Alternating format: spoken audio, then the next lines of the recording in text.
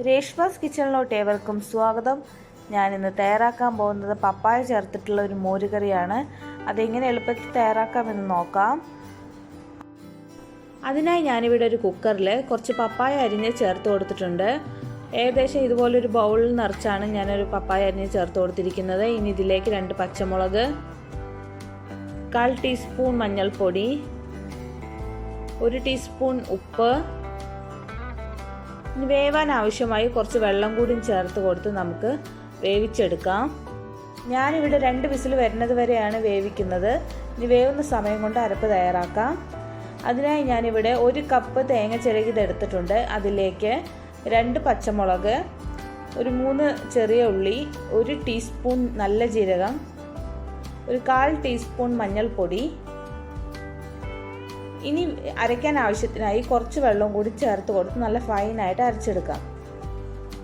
ഈ സമയം കൊണ്ട് നമ്മുടെ പപ്പായ എല്ലാം ഇവിടെ നന്നായിട്ട് വെന്ത് വന്നിട്ടുണ്ട്. ഇനി നമുക്ക് ഈ അരപ്പ് അതിലേക്ക് ചേർത്ത് കൊടുത്ത് നന്നായി ഒന്ന് തിളപ്പിച്ചെടുക്കാം.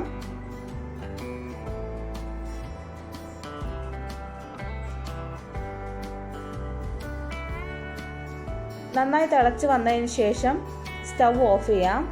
ഇനി നമുക്ക് തൈരാണ് ചേർത്ത് കൊടുക്കേണ്ടത്. ആ തിള മാറിയതിന് ശേഷം വേണം തൈര് ചേർത്ത് കൊടുക്കാൻ.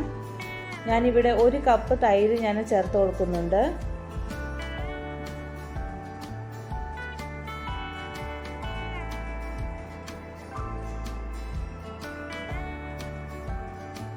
ഈ സമയം ഉപ്പൊക്കെ ഒന്ന് ചെക്ക് ചെയ്ത് നോക്കാം.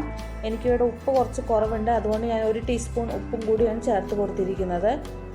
ഇനി നമുക്ക് അവസാന സ്റ്റെപ്പിലേക്ക് പോവാം. അതിനായി ഞാനൊരു പാനിൽ കുറച്ച് വെളിച്ചെണ്ണ ചേർത്ത് കൊടുത്തിട്ടുണ്ട്. വെളിച്ചെണ്ണ ചൂടായി വരുമ്പോൾ അല്പം ഉലുവ ചേർത്ത് കൊടുക്കാം.